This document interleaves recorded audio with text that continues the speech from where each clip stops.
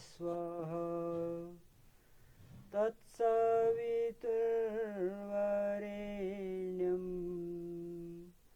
भर्गो देवस्य धीमहि धियो यो नः प्रचोदयात्। ॐ शान्ति शान्ति शांति। धर्म प्रेमी सज्जनों, सादर नमस्ते। आज का विषय है बुद्धि। जिस प्रकार से हमारा शरीर जड़ है और प्रकृति से बना है, परमात्मा इसे बनाता है, ठीक उसी प्रकार मन भी जड़ है, प्रकृति से बना है, बनाने वाला परमात्मा है। यही नियम बुद्धि के साथ भी लागू होता है। बुद्धि भी एक जड़ तत्व है जो प्रकृति पदार्थों से बना है और बनाने वाला परमपिता परमात्मा है। जब ईश्वर सृष्टि की रचना करता है तो प्रकृति के सूक्ष्म परमाणुओं को अपने अनंत ज्ञान, अनंत बल और अनंत सामर्थ्य से एकत्रित करता है। और वो सूक्ष्म परमाणु जब स्थूल रूप लेते हैं तो सबसे पहला जो स्थूल रूप है, हालांकि वो सूक्ष्म ही है, उसे हम महत्तत्व कहते हैं। और इसी महत्तत्व का दूसरा नाम बुद्धि है। इस बुद्धि का प्रयोजन क्या है? यह बुद्धि जीवात्मा को पदार्थों का सही और गलत का ज्ञान कराती है। यह एक ऐसा यंत्र प्रकृति का है जिसे परमात्मा ने बनाया है, जिसका प्रयोग जीवात्मा करता है। इसलिए करता है कि संसार में क्या सही है और क्या गलत है। अब वेद मंत्रों में इस बुद्धि के लिए प्रार्थना की गई है कि हे परमेश्वर, आप हमें सद्बुद्धि प्रदान करो। तो परमेश्वर से बुद्धि को क्यों मांगा गया है? क्योंकि जो वस्तु का स्वामी होता है वही महत्वपूर्ण होता है, वस्तु महत्वपूर्ण नहीं होती है। तो बुद्धि रूपी वस्तु का जो स्वामी है, उसका जो निर्माता है, परमात्मा है। तो क्या परमात्मा बुद्धि को देने के लिए अपनी सिफारिश चाहता है? क्या वह चाहता है कि लोग मेरे दरबार में आएं, एप्लीकेशन लगाएं, मुझसे विनती करें, तब मैं उनको बुद्धि दूंगा? ऐसा नहीं है। फिर हम परमात्मा से क्यों मांगते हैं? क्या वह बिना मांगे नहीं देता? ऐसा भी नहीं है। परमात्मा ने बिना मांगे सब कुछ दिया है और बिना मांगे नहीं भी दिया है। तो जो कुछ आवश्यक है जीवात्मा के लिए, उसको परमात्मा ने बिना मांगे ही दे दिया है। आपके मन में यह विचार आएगा कि परमात्मा आखिर जीवात्मा को बुद्धि क्यों देता है? इसके पीछे दो रीजन है। पहला रीजन यह है, पहला कारण यह है कि परमात्मा के इस संसार को बिना बुद्धि के समझा नहीं जा सकता। और जीवात्मा अगर हो नहीं तो परमात्मा का सृष्टि की रचना का उद्देश्य ही सफल नहीं होता। तो परमपिता परमात्मा की इस सृष्टि की रचना को जब मनुष्य देखेगा तब ही तो उसको पता लगेगा कि ईश्वर कितना महान है। बहुत सारे लोग जो इसका प्रयोग नहीं करते हैं वो कह देते हैं कि संसार अपने आप बन गया है, इसमें परमात्मा की आवश्यकता नहीं है। ऐसा नहीं है कि उनको जीवन में परमात्मा की आवश्यकता नहीं पड़ती है, क्योंकि मनुष्य दो परिस्थितियों में परमेश्वर को बहुत याद करता है। एक तो वह दुनिया की सबसे उच्चतम सफलता को प्राप्त करने के बाद उस परमेश्वर को याद करता है,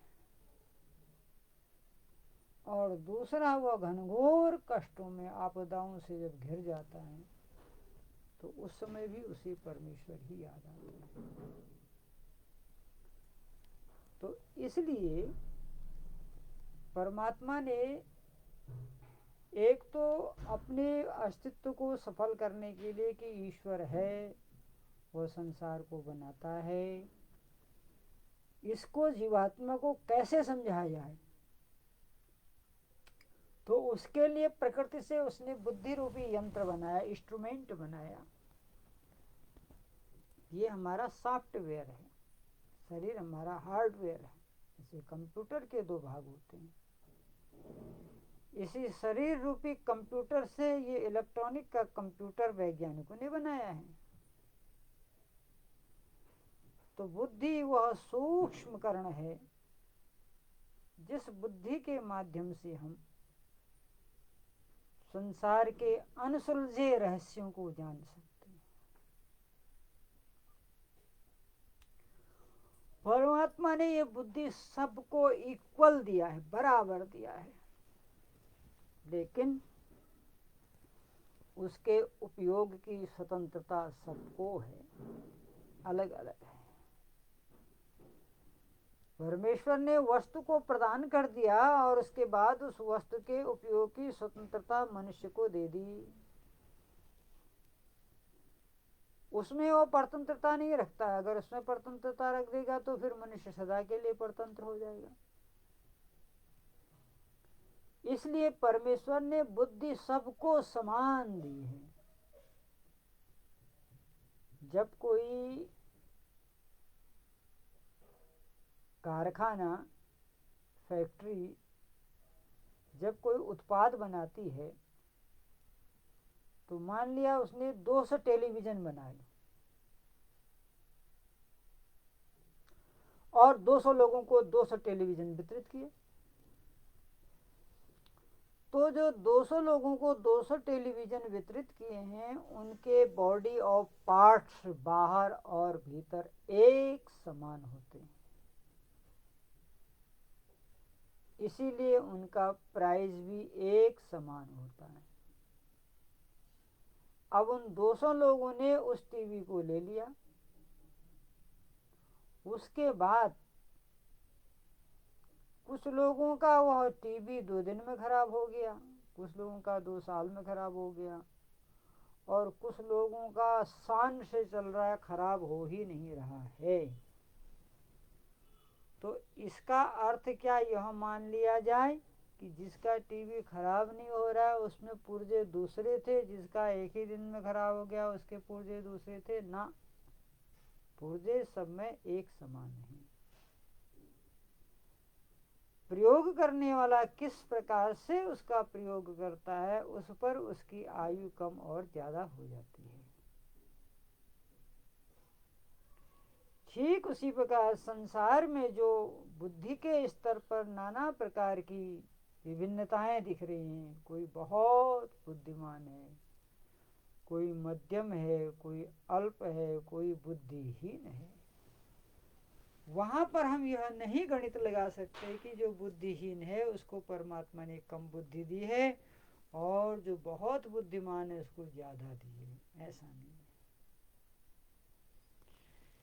जिसने हमको जो वस्तु दे रखी है अगर हम निरंतर उसके संपर्क में रहेंगे तो वह वस्तु हमारी अधिक टिकाऊ होगी, और यदि हम संपर्क में नहीं रहेंगे उसमें जब जब विकृति आएगी हमको उसका भान नहीं होगा। तो जब हम परमात्मा से जुड़े रहते हैं तो परमात्मा की कृपा से वह बुद्धि जो परमात्मा से जुड़ी रहती है वह हमेशा धार्मिक और सृजन के कार्यों में लगती है। और जब बुद्धि धार्मिक और सृजन के कार्यों में लगती है तो उसकी वृद्धि ही होती है, ह्रास नहीं होता। अब इस संसार में सबसे बुद्धिमान परमपिता परमात्मा है, इसलिए उस परमात्मा का जो चिंतन मनन करते हैं उनकी बुद्धि सदैव तीक्ष्ण रहती है, सदैव सूक्ष्म रहती है।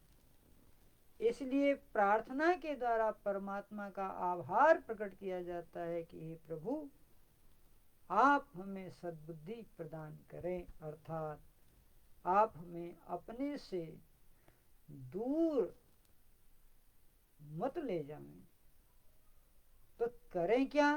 तब परमेश्वर ने आदेश दिया कि यदि तुम इस बुद्धि को मेरे सानिध्य में रखना चाहते हो तो तुम्हें निरंतर इस बुद्धि का प्रदान करने वाले मंत्र का चिंतन करना चाहिए। चिंतन अर्थात उस मंत्र के अर्थ पर प्रकाश और तद अनुकूल जीवन, तो निश्चित है बुद्धि बढ़ेगी। तो गायत्री मंत्र में जो बुद्धि की प्रार्थना की है उसके एक एक पद पर विचार करें। ओम परमेश्वर का नाम है। भूर्भुवः स्वः, यह 3 महाव्याहृतियां हैं। भू का अर्थ होता है प्राण स्वरूप, भुव का अर्थ होता है दुख नाशक, स्व का अर्थ होता है सुख को देने वाला। हे परमेश्वर आप सर्वरक्षक हैं, प्राणों के प्राण हैं, दुख नाशक हैं, केवल दुख दूर ही नहीं करते अपितु सुख को देने वाले हैं। तत्सवितुः, आपका जो प्रकाश है वरेण्यम, वो वर्ण करने योग्य है, क्योंकि उसके वर्ण करने से भर्गः हमारे पापों का शमन हो जाता है। देवश्य, क्योंकि आप दिव्य गुणों के प्रदाता हैं, समस्त दिव्यताओं को देने वाले हैं। हे परमेश्वर हम आपके उस प्रकाश को अपने हृदय में धारण करते हैं। जो चीज हृदय से धारण कर दी जाती है वो कभी विस्मृत नहीं होती है। परमपिता परमेश्वर का भी जो निवास स्थान है वो हृदय है।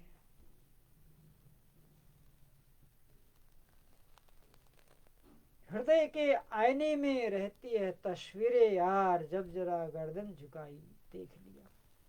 तो उस परमात्मा को हम हृदय में धारण करते हैं, क्योंकि हृदय में धारण करने से वह निरंतर हमें प्रेरणा, उत्साह और साहस देता है और उससे हमारी बुद्धि सूक्ष्म और पवित्र होती है। हे परमेश्वर आपसे प्रार्थना है कि आप सदा हमारे हृदय में विराजमान रहें और हमारी बुद्धि को पवित्र करें। प्राण प्रदाता संकट त्राता हे सुखदाता ओम ओम। सविता माता पिता वरेण्यम भगवन भ्राता ओम ओम। तेरा शुद्ध स्वरूप करें हम धारण धाता ओम ओम। प्रज्ञा प्रेरित कर सुकर्म में विश्व विधाता ओम ओम। ओम आनंदम ओम आनंदम ओम आनंदम ओम ओम। ओम आनंदम ओम आनंदम ओम आनंदम ओम ओम। महर्षि चरक महाराज कहते हैं कि बुद्धि के बिगड़ जाने से ही समस्त अपराध प्रारंभ होते हैं।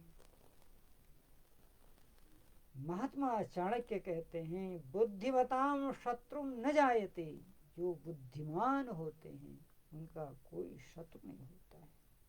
महर्षि देव दयानंद महाराज कहते हैं कि आप परमेश्वर से, प्रकृति से लेकर के आनंद तक जो कुछ भी मांगना चाहते हैं सब परमेश्वर देता है, लेकिन आप उससे केवल बुद्धि ही मांगा करें, क्योंकि एक बुद्धि के मिलने से संसार के समस्त पदार्थ इहलौकिक और पारलौकिक मोक्ष तक की भी प्राप्ति हो जाती है और बुद्धि ही मनुष्य की पहचान है। यस्य बुद्धिम बलम तस्य निर्बुद्धिश्च कुतो बलम। शास्त्रकार कह रहा है जिसके पास बुद्धि है उसी के पास बल है, जिसके पास बुद्धि नहीं है वो बल होने के बाद भी बलहीन हो जाता है। क्योंकि बुद्धिमान लोग बलवानों को अपने अधीन करते हैं। जंगल का हाथी, जंगल का शेर कितना बलवान होता है, फिर भी बुद्धिमान महावत के अंदर हाथी कार्य करता है। इसलिए बुद्धि संसार की सबसे उत्तम पदार्थ है और उसी उत्तम पदार्थ की याचना हमें करते रहना चाहिए। और उसका यही नियम है कि हम प्रातः काल और सायंकाल गायत्री मंत्र का अर्थ से जाप करें और अपनी बुद्धि को सूक्ष्म करें। क्योंकि दृष्टया त्वग्रया बुद्धिया सूक्ष्म सूक्ष्मदर्शवी, जिनकी बुद्धि सूक्ष्म है वही उस परम पिता परमात्मा के दिव्य स्वरूप को प्राप्त कर सकते हैं। आज मैंने गायत्री मंत्र पर चिंतन दिया। आओ हम सब लोग गायत्री मंत्र के अर्थ से चिंतन करके अपनी बुद्धि को उज्जवल बनाएं। तमसो माँ ज्योतिर्गमय मृत्योर्मा अमृतम गमय असतो माँ सद्गमय। इन्हीं शब्दों के साथ आपका बहुत बहुत धन्यवाद। इत्योम शम।